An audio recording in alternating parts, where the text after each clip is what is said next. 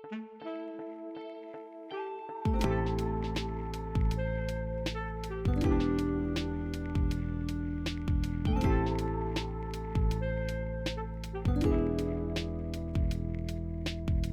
and gentlemen, welcome back to Dark Souls 2, Scholar of the First Sin. This is The Quiet Night, back with episode 2 of what I've decided to call a slow run. I suppose it's not quite the opposite of a speed run, because I'm not going as slowly as possible, but I certainly am not trying to go fast, that's for sure. It's meant to be more of a relaxing, thorough exploration of the game. And so, yeah, we're just going to pick up where we left off. And also, actually, before I get into it, apologies about the visual quality of episode 1. I'm really not sure, because I'm quite new to all of this, I'm not sure why YouTube sort of converted an HD recording into something that did not look very nice. I'm hoping I can get that fixed up this time. I've tweaked a couple of things about my recording setup, so we'll see how we go. But if you are returning after episode 1, thank you. Welcome back. Last time we were here, we went down that way and defeated our first boss enemy, the Pursuer, and I'm just going to check, yes, we did equip the ring that he dropped, which ups our damage a little bit, but now we're going to just progress a bit further on through the level.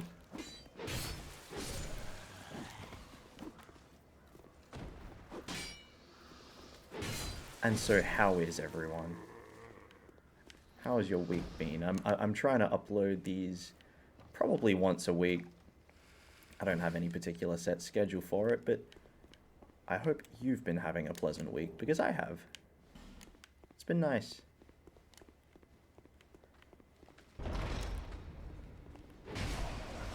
Obviously, YouTube isn't what I do all the time, so I've sort of just been spreading out work with reading my book and getting killed. Wow. I really should be perhaps not yapping and perhaps concentrating a little bit more. I might have to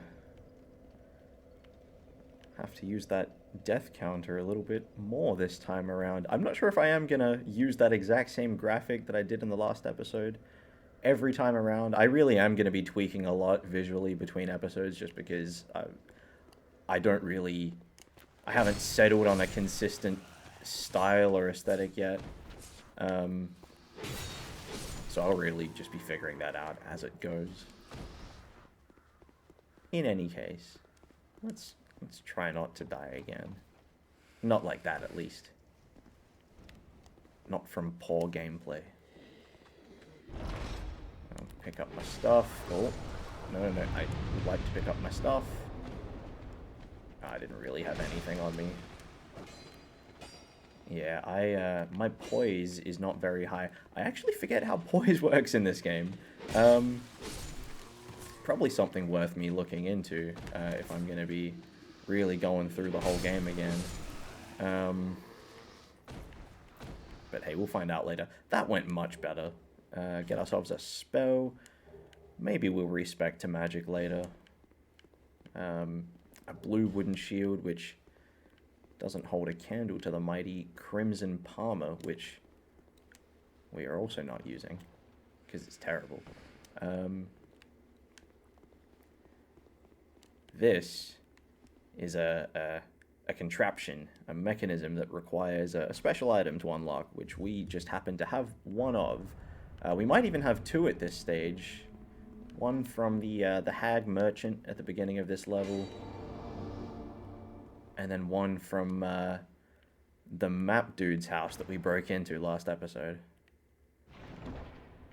But using them on one of those little spots in the wall usually unlocks a little secret doorway. Until you get later in the game and they actually just unlock traps that hurt you. But that ring we just picked up, Chloranthy Ring, is probably going to stay on until we get the Chloranthy Ring +1. It's just that good. It ups your stamina recovery speed, which is really good in this game. For people used to later titles like Dark Souls 3 and Bloodborne, where stamina recovers really quickly, not a thing in this game. It really is quite sluggish. I'm not sure why this door isn't opening. This door is unique in, as far as I'm concerned, the entire Souls franchise. It's the only one that opens when you knock on it.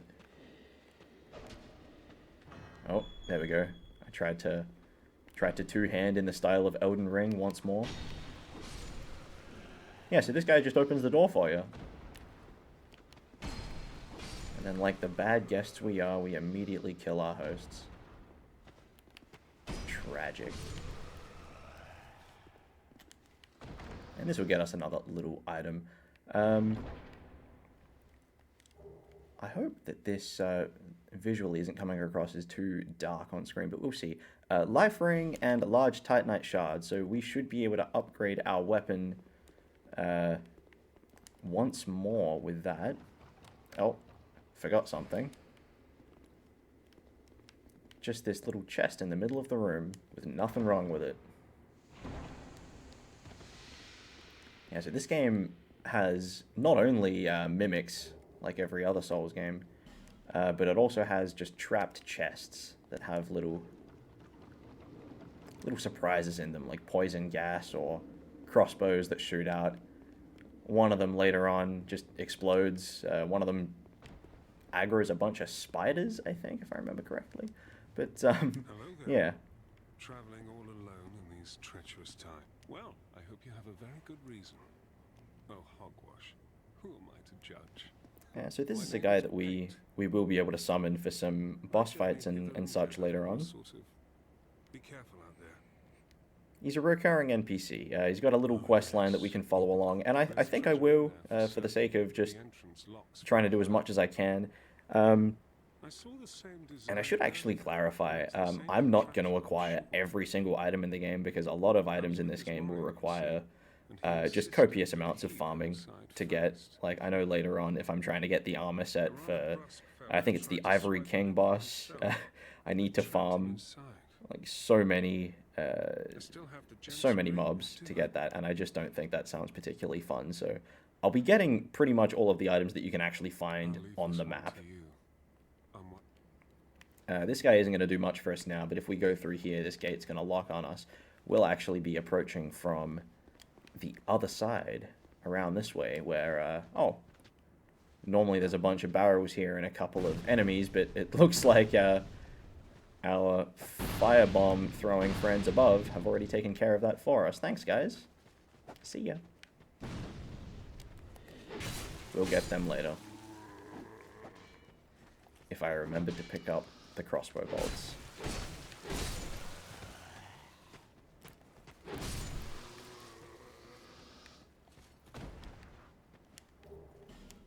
Should probably draw attention to this very interesting looking tree that we can interact with.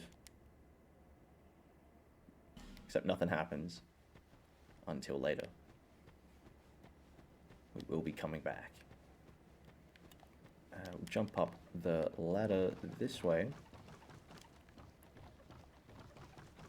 I think one of the cool things about this level is you can sort of come at it from a few different angles. Like, you saw that I took care of the pursuer first, or before coming this direction.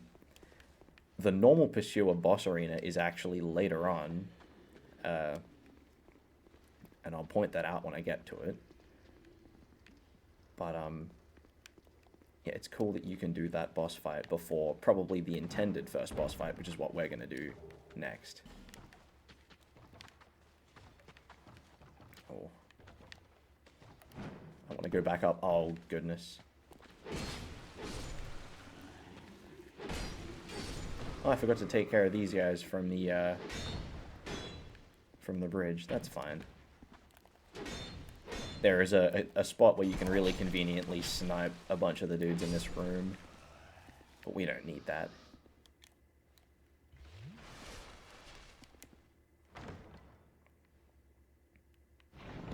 And we're going to acquire some mostly useless treasure, although I think that helmet is just ever so slightly better than the one we have, and it weighs the same and looks pretty much the same. Isn't that nice? It's a straight upgrade. Can't say no. We're going to go back around the way we were because there was a little secret that I wanted to point out. One of those cool hidden things about this game that I actually didn't know about until, well, until pretty recently, all things considered. But you can see there's a little sconce lit over here, and a strange shadow hunched up against the wall. It turns out if you've got your torch lit, or if you light fires in certain locations, these little shadow beings show up, and if you kill them, they drop cool stuff for you. So that's fun. If you didn't know that existed, comment below. Because I didn't. I don't know, probably up until like 2 or 3 years ago. I actually like this game. What am I doing? That's right, we're going around this way.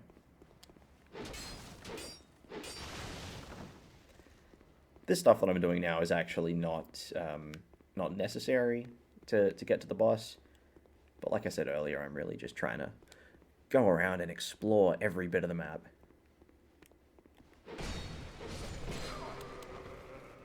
So that gate we approached earlier with the NPC sitting outside it would have taken us around the other way here. And we wouldn't have been able to get the jump on these enemies. Which, you know, again, cool that you can come at things from different angles here.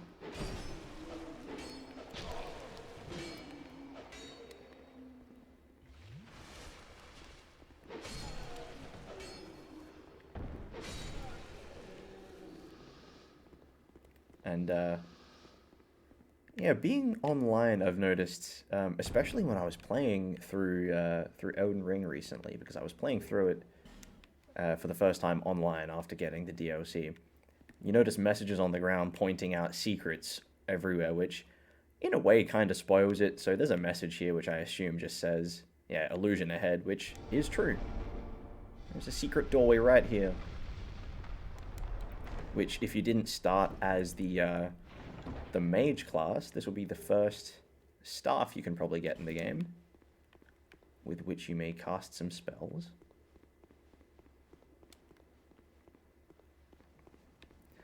So yeah, I don't know, as much as it's cool to have the community aspect to being online, and there we go, there's the gate closing, gotta go back. As cool as the community aspect is, I do feel like sometimes the messages ruin surprises sometimes, because, you know, I even found I'd be reading a message that says, you know, enemy coming up to your left, or surprise attack ahead, or whatever it might be, and it in a way, sort of takes away from it. I don't know if that's a crazy take, but just a thought. So let's have a chat to Mr. Pate again.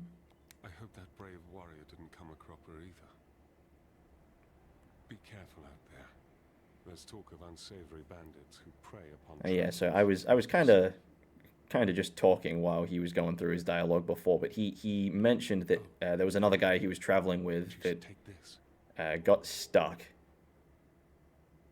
It allows undead to call out for help to one with luck. And so he's given us a nice little co-op item, which I suppose I can use. We can leave our summoning sign, but we can now also summon cooperators. Well, I hope yeah, that's about all he's got to say. But the other guy that he mentioned, the guy he was traveling with that got stuck, we'll come across him later. We'll find him locked up.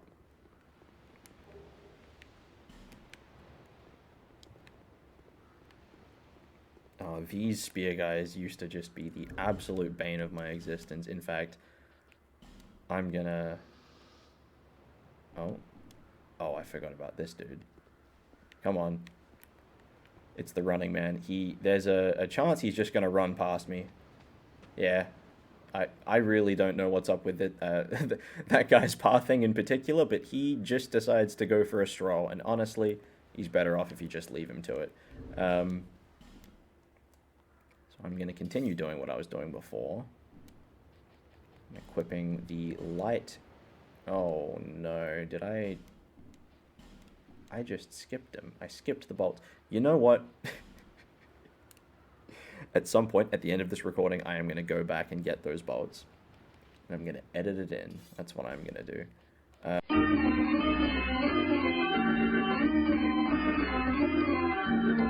I also have no arrows. So this is pointless. We just have to fight normally. A shame. We can do that. That's fine. Got him.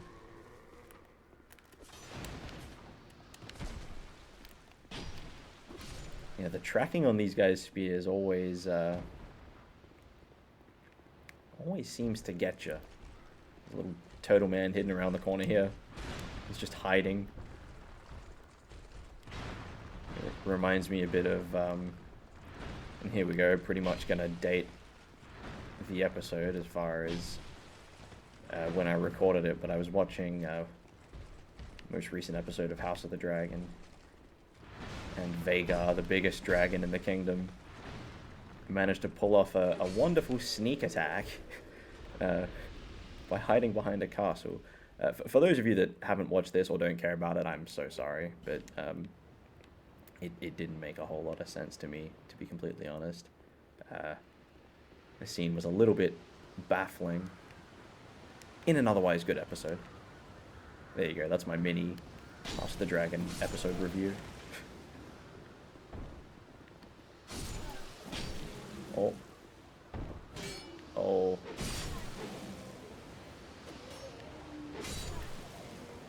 Yeah, sorry, I wasn't going to talk there because that particular section gets a little bit tense, but look at this place. Look how cool it is.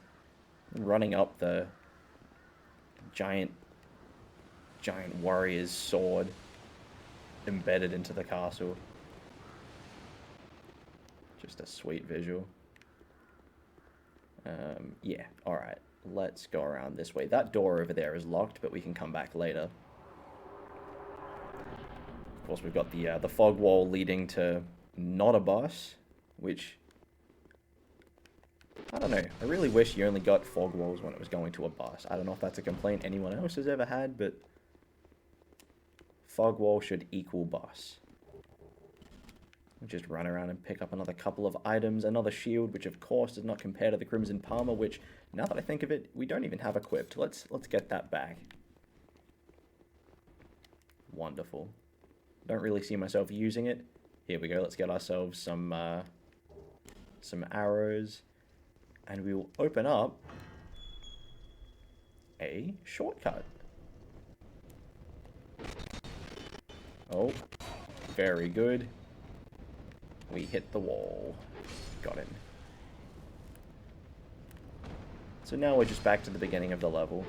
We can go back up to the bonfire now before facing surely the most powerful boss in the game. In fact, I'm actually just going to go straight to him.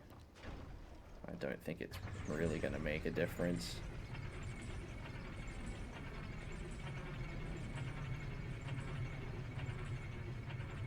Yeah, I think I got absolutely lost and stuck in a thought I was having before I mentioned.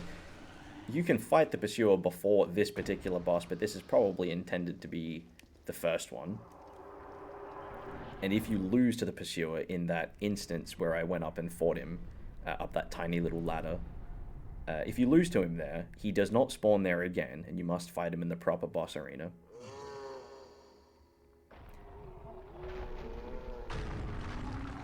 I've seen people say some negative things about this cutscene. That's unnecessary, and like I don't know if it's still here, but there at least used to be like this weird blood tinge effect on like the side of the screen. Maybe I just completely missed that before. But I think it's pretty cool. I just wish the boss fight itself was as cool as the cutscene. Instead, he mostly just tries to step on you. Which, you know,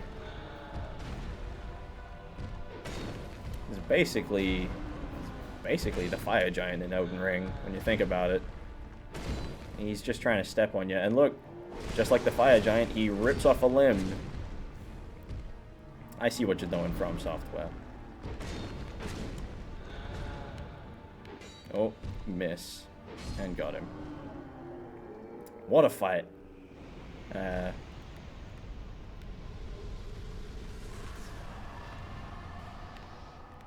What a fight is about all I really have to say about that. You can probably see why he is intended to be the first boss.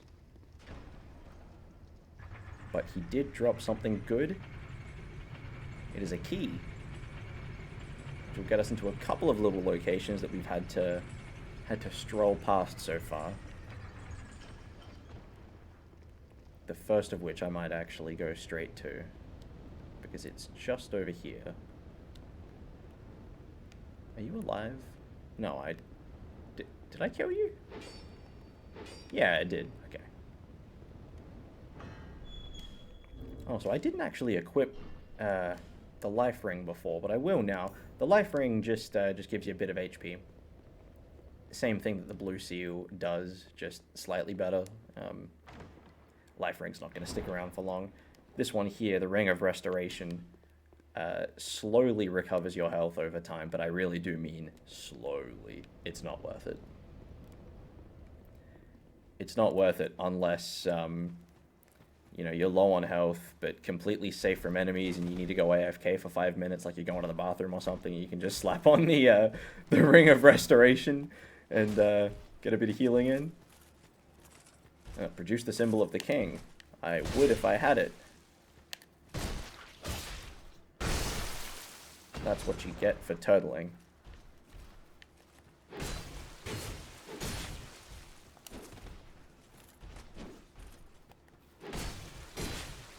There's kind of no need to fight this guy, but just in case he drops a piece of his cool armor, I think it would be... Oh no. I think it would be nice. Always crazy when they bust out that attack randomly. Nah, nothing. So this is another location we'll have to come back to later once we have the symbol of the king.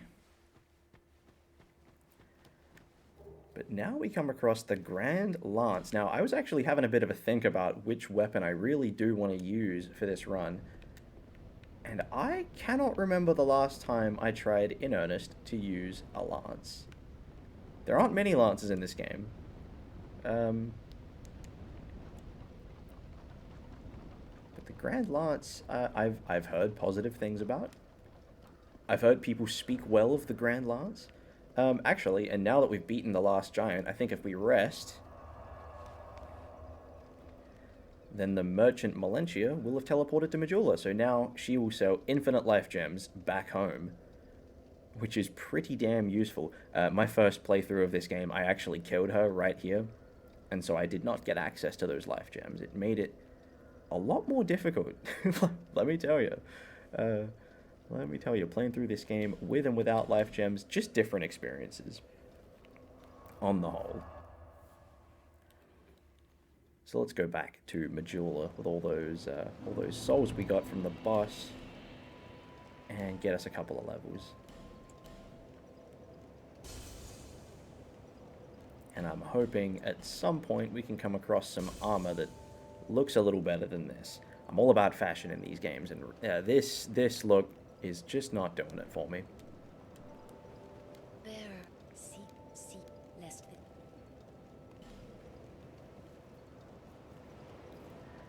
So, what have we been leaning into? Actually, let's, before I level up, have a look at what is required for our Grand Lance.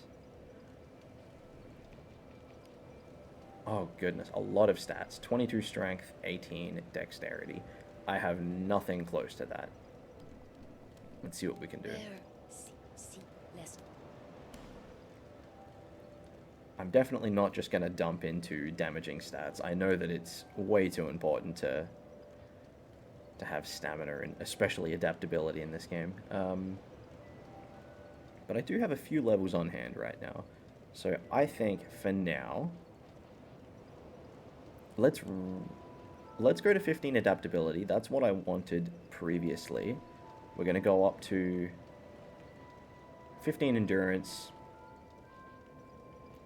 And we're going to go last one in health. And I think that'll kind of be it for our sort of base stats for a bit. Then I think I'll start thinking more about damaging stats, etc. Do I care that much about health? Yeah, whatever. That looks fine to me. I'll be leveling those things eventually anyway. Let's see if I still have enough money to upgrade my weapon. I don't. Be right back.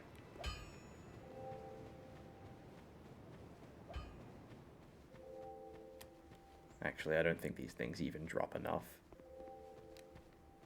There are pigs over in the corner of Majula. They can sometimes drop like those. I think it's red cracked eye orbs. Like just there. And they did in fact give me enough money. A cracked red eye orb, that's the one. Very nice. We'll sell them later.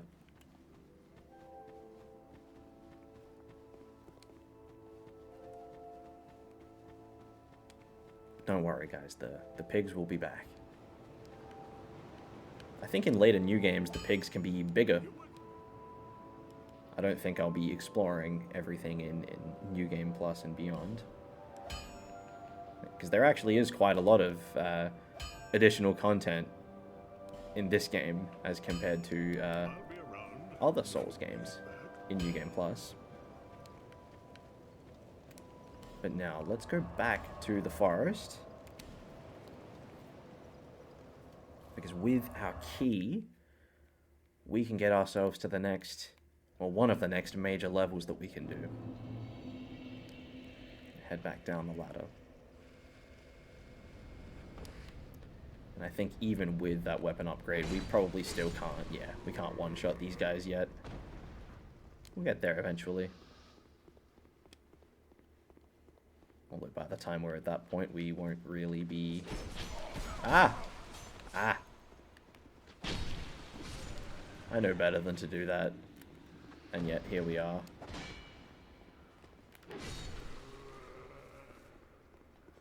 So, let's use the key to get through here, and we'll find a couple of different enemies up here. These are royal soldiers, and they'll kind of... they'll be sort of the base unit that we fight against in the upcoming area. A little bit tougher than the standard units here, but kind of just more of the same. Scary in high quantities, as most enemies in these games are. Really should go and take care of the archer first. But I'm... oh. I was about to say I'm not particularly afraid of anything he's got, and then he absolutely got me.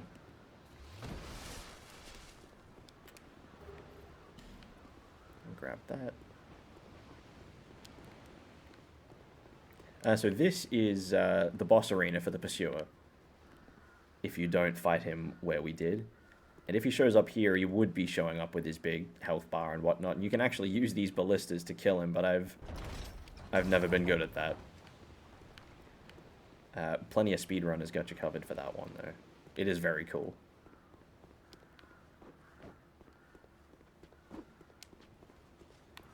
There's probably not much point killing these guys, but you will notice there's another one of these funky trees here, with which nothing happens.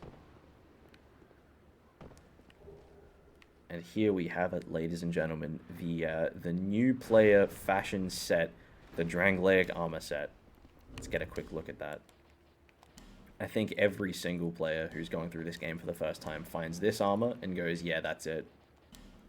Like, this is just what I'm doing for the rest of the game. And where is it? The Drangleic sword? That was here, right? Yeah, the Drangleic sword. That's it. This is the fit. Later on, we'll get Vengar's helmet, which will replace this, but for now... yeah, that's basically the fit. We won't be doing that, because we are very clearly fat rolling. In fact, I am going to go back to just the kind of imported set, because I think it looks better than what we had on. Looks good. Alright, now we can drop back down here. Have another go at this turtle and see if he drops some of his armor. Oh, because I really do like the turtle armor.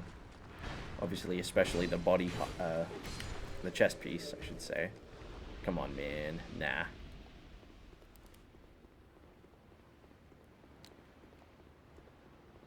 Can also drop their weapon, which, you know, we still haven't really invested in anything.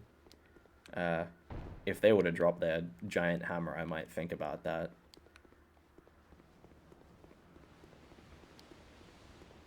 Although there is a giant hammer that we have a small chance of randomly acquiring from the bird merchants, if you remember them from the previous episode. I really do forget what they're actually called. But speaking of birds, here's a little Dark Souls 1 callback. Doesn't make you wait around as long, which is nice, I guess.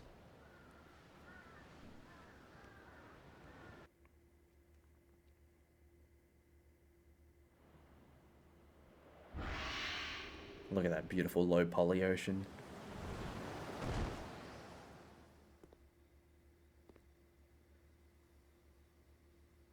So now we find ourselves in the Lost Bastille? Bastille? I always called it Bastille because I'm uncultured and that's easier for me, but I'm fairly sure it should be Bastille. Hopefully we won't have to say it too much. This is a pretty important item here, the Dull Ember. This will let us infuse our weapons with elemental damage. It's kind of interesting that you can find it here. That's another one of those big changes in item placement between the vanilla game and Scholar of the First Sin. That used to be in a much more difficult location to get to in the Iron Keep, I remember.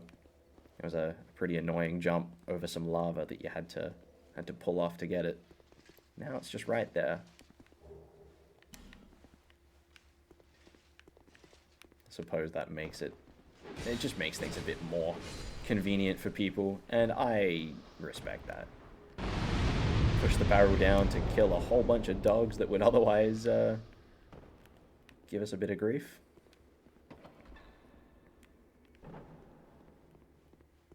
Watch out for the hole on the ground there. And we'll just approach the treasure chest, and would you look at that? Looks familiar, doesn't he? That's right, it's the Pursuer, living up to his name. This guy will show up a bunch of times in this game. Again, this is another one of the big additions in Scholar of the First Sin. He does show up a few more times in the vanilla game as well, but he really do be pursuing in Scholar of the First Sin. Thankfully, he's... Oh, game slowdown. Thankfully, he's really not too much more trouble than he was last time. Each subsequent defeat of the Pursuer will give us Twinkling Titanite and occasionally something nicer, but Twinkling Titanite we'll certainly take. As well as the covetous Silver Serpent Ring and a fragrant branch of yore. Now, I mentioned when we came across the... there was a statue, a petrified person. With a fragrant branch of yore, we can unpetrify them and progress past them. And what was the other thing that I just got? The ring. That can definitely replace life ring. So now, every enemy we defeat will give us more money. And that's pretty much always good. Although especially in the early game. We like money. And we like leveling up and buying cool armor.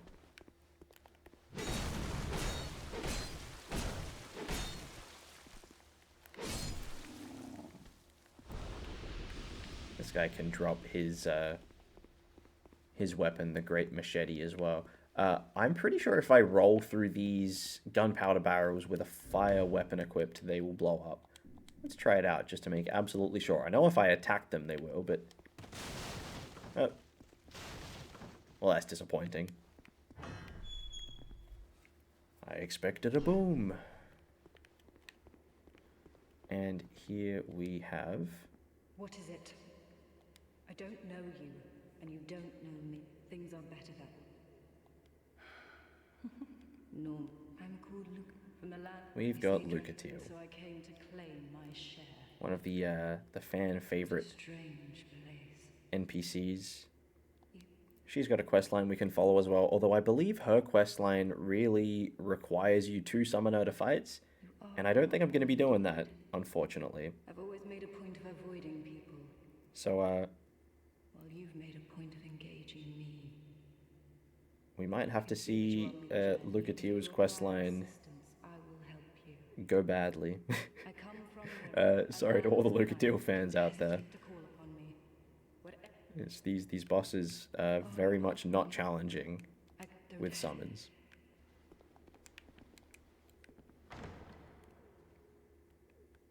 Some of them are not particularly challenging without the summons. So we can actually jump up here. See, that message right there that tells you there's a little path up. You might not have noticed that without the message. I think it makes it more special. I promise I'll stop ranting about that at some point. Oh, come on, come here. Big swing. I like having a poke attack. It's one of the reasons I kind of do want to use the Grand Lance, because that is all poke attacks.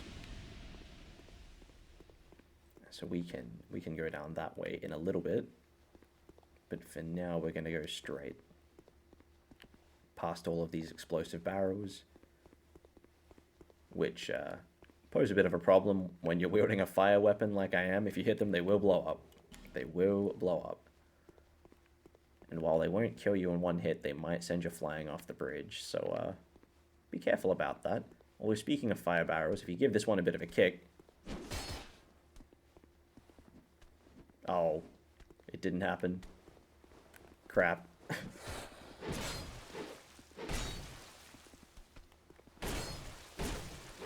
It's alright. You'll be able to see me go flying.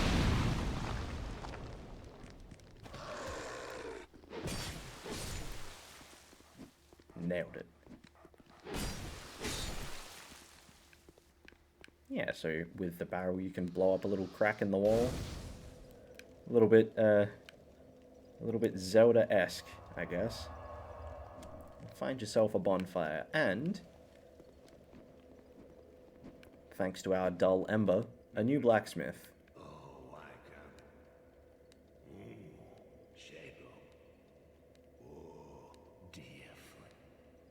He's kind of crazy. He doesn't make a whole lot of sense. But he is the only blacksmith that can do weapon infusions. You've got stone. Give me stones, and I'll... So he's kind of a pro, but we're going to leave him to it for now. And you might have noticed he was sitting on top of a treasure chest. Well, if we light our torch and grant his wish for flame, dear flame, and rest at the bonfire, we'll find him at his anvil, and the treasure chest he was sitting on is freed up. So, let's collect all of his stuff. Let's rob this man blind. This is all just going to be a bunch of weapon upgrade material, and I think it's arrows and bolts and stuff like that.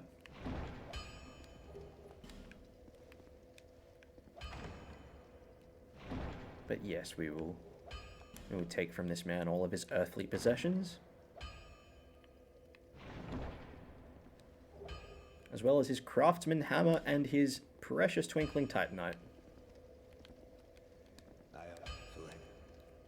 We won't be using the hammer. It's actually not bad, but kind of boring. So let's upgrade our sword a bit. We can actually get this all the way up to +6, which I think I will, because he, Mr. McDuff, sells large titanite shards. Very useful. And that's why I'm kind of not too bummed out about spending them all on this. Because I'll be able to get as many more as I want, really. For him. But yeah, he can also undo infusions as well. So that enchantment on my sword that makes it fire, I can get rid of it. But okay, now that I'm here, I think before I continue down this path, I'd like to go back to the Tower of Flame, because we didn't really do anything there.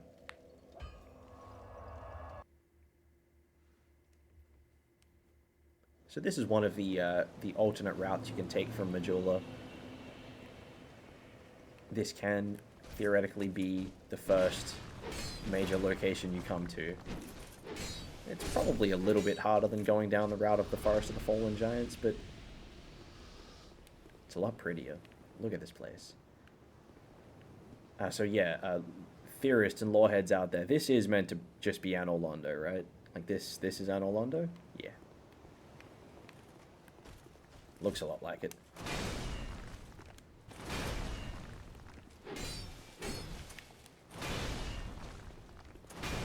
These guys are much easier to deal with now that I've got a fair few weapon upgrades. You probably remember when I came here before, I was doing very minuscule damage. Basically nothing. Although slashing and piercing weapons are not ideal against this enemy type. You'll find in this game, and I do think it's across the Souls games in general, but heavily armor-clad enemies are generally weaker to blunt damage. So maces and hammers and stuff. Which I think is true to life. If you're an armored knight, you're probably not going to be taking much damage from a sword swing as opposed to a mace clobbering you over the head. Now that lever there is going to raise a little platform in the boss arena. Oh, and there's the boss. I don't know if I pointed this out last time I came through. I actually can't remember if I really even came this far in the level last time. Oh, what am I doing? Binoculars there. Here. We'll be fighting him, Mr. Dragon Rider,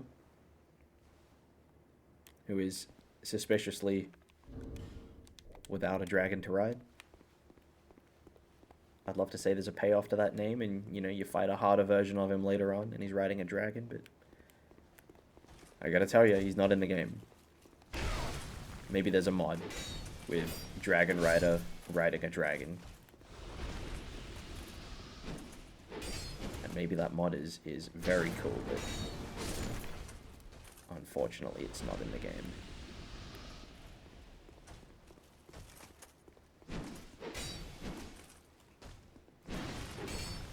There's actually another boss down that way, which we might go to him before Dragon Rider. Just because he's a bit easier to get to before Dragon Rider. And so that lever will also raise another platform over there in the Dragon Rider arena. There's really not much point doing it. He's actually arguably easier to kill without making the arena bigger. Oh, these guys still get up. That's right. Wow.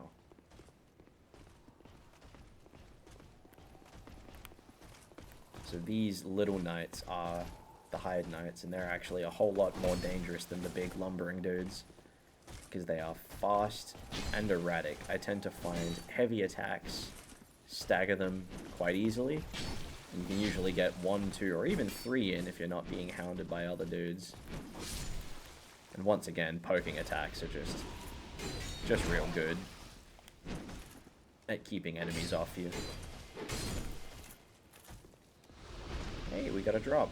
A blue eye orb. I can't wait to sell that. So there's a dragon over there. Right now he's sleeping. But if he wakes up,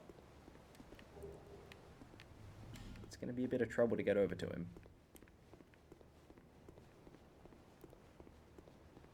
And actually, come to think of it, fighting him with a fire longsword is probably not ideal. But it is what it is. Hello. The spear version of the Hired Knights is probably the easiest variant to deal with. I find the sword ones a bit more annoying because these ones have... Oh, I say that and I just get hit. They have one particular attack that is... That's not it, but hey, whatever. It's that one. This attack is just extremely punishable with a backstab. And then you can kind of get them into a bit of a chain of strong attacks when they get up. So yeah, they're pretty easy to deal with. I'm thinking I might die to this dragon. So let's, for the first time this game, use a human effigy, which restores my humanity. You'll notice that now my maximum health is back to what it rightfully should be. Because, of course, both of my deaths were completely, you know, unearned. Entirely the game's fault. Let's sprint down this bridge before the dragon starts breathing fire. And you'll find that a lot of dragon fights in this game tend to work a little like this. Might be saying, Quiet Night, that's suspiciously, oof. Don't know how to talk today. That's suspiciously similar to the giant fight, where they just try to step on you. It is what it is. There are actually some cooler dragon fights much later on. Well, one in particular in one of the DLCs.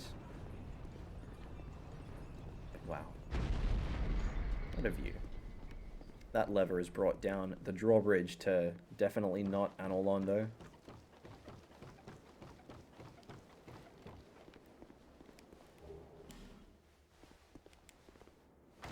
Let's see how we fare against what lies within. See, this is how you know it's Anolondo, because Ornstein's brother is here.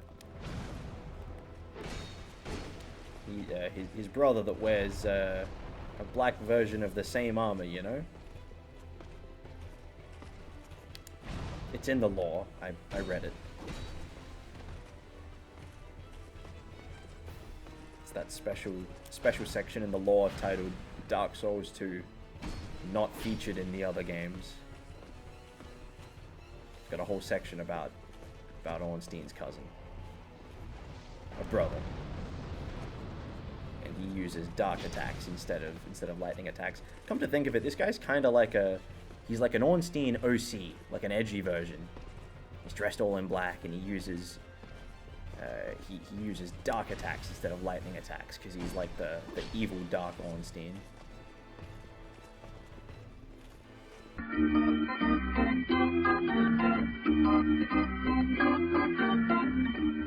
Okay, after some technical difficulties, I'm back.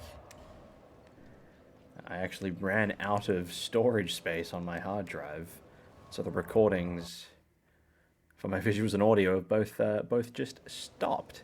Thankfully, we didn't really miss anything. It was just me leveling up. Didn't really do anything too interesting, to be completely honest with you. But after clearing a bit of space on the old hard drive, I think I'm going to make it through the rest of Hyde's Tower of Flame. We're going to go and deal with our close friend and confidant, the Dragon Rider. Minus Dragon. And then probably the little bit of a stretch between levels after that. And then I think I'll be calling this episode. I'm trying to aim for, you know, just a bit sort of over an hour for each of these. And where my computer decided to conk out on me, it was about getting up on 50 minutes or something like that. Although I assume I will be cutting bits and pieces of that out. We will see. I'm really hoping I can get that audio issue, the visual issue fixed up. The audio was actually fine. If anything, maybe just a bit quiet in the first episode.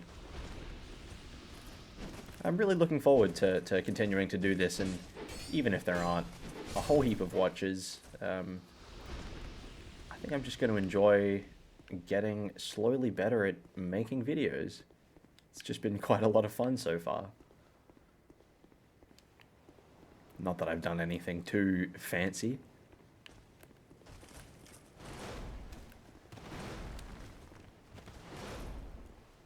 I am just one in a sea of dudes on the internet playing video games. But it is quite fun. There's a little precarious bridge here. There's really no point getting what's in this chest, but for completion's sake... Oh! Oh, did not like that. For completion's sake, I will be getting it. Come here, mate. Come on. Don't make me come over there. I'll give you one more of these poke attacks. Got him. Ah. They can drop their armor and weapons as a rare drop, which is one of my favorite armor sets in the game, but I'm not going to stick around and waste time farming. Ring of Binding, that reduces the amount that our health is reduced by each time we die. And obviously, because we're not going to die again, and this is a deathless run, we won't need it. So this is the Dragon Rider. He's quite slow. Most of his attacks you can kind of just walk past, like that one.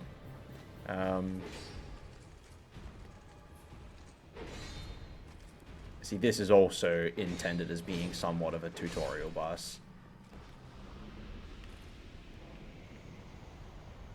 Even as a completely new player, I really didn't have any trouble with the Dragon Rider. Easily one of the least intimidating bosses in the game. And he'll show up again later on as just an enemy.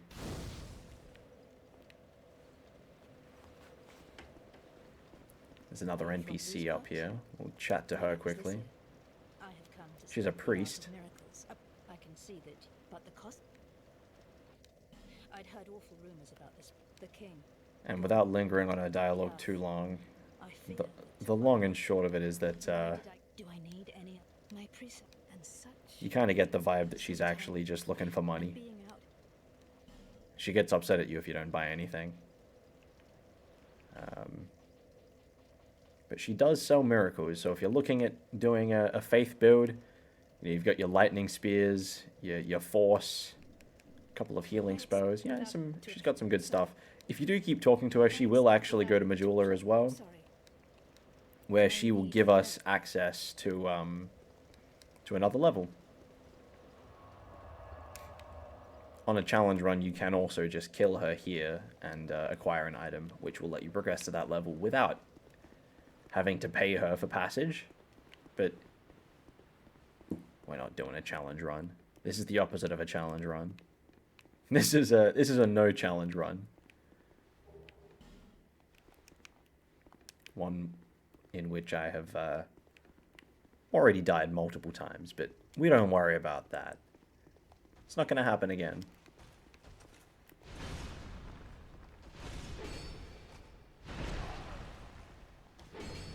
Oh. Yeah, thankfully with our +6 fire longsword, these guys really don't pose too much of a challenge. Although I can see a lot of people died here. Rip to them. Always loved jumping over that little handrail there.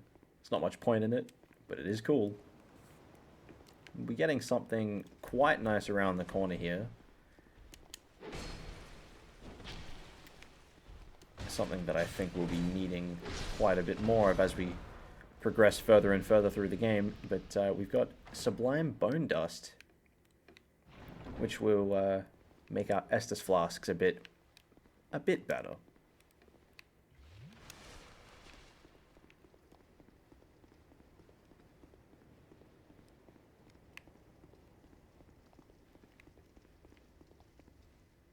I know I'm probably repeating myself quite a lot, and there really isn't much to this level, little side level here, but I really just love the way everything looks.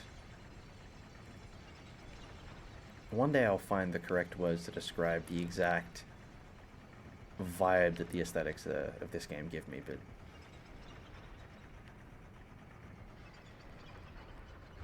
today's probably not that day. I should really be going through these places with a torch so people can actually see what's going on, but hopefully these torches on the wall do their job. I see you. You are fooling no one.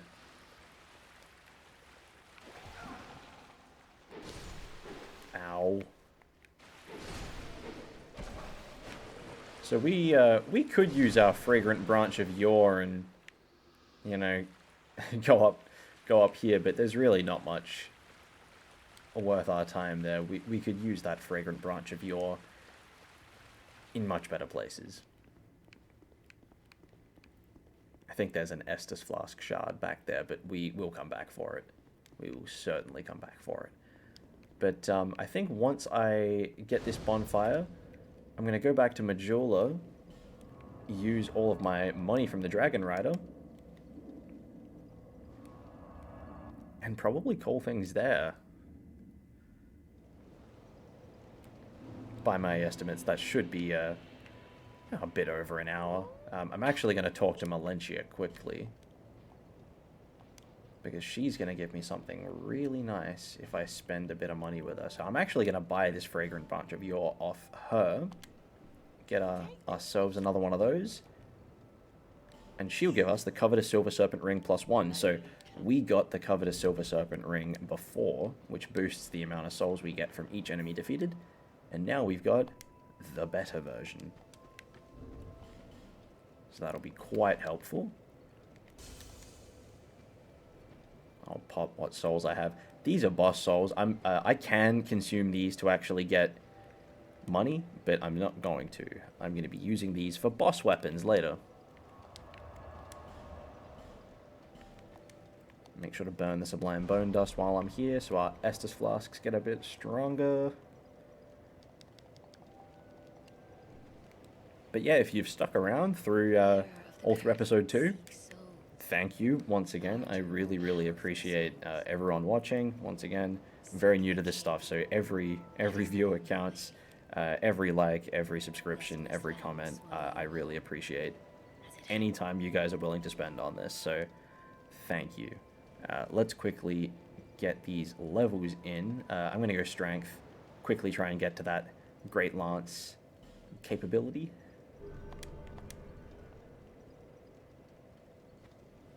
And I'm going to leave it there. So once again, thanks very much, and I hope you guys have been having a quiet night.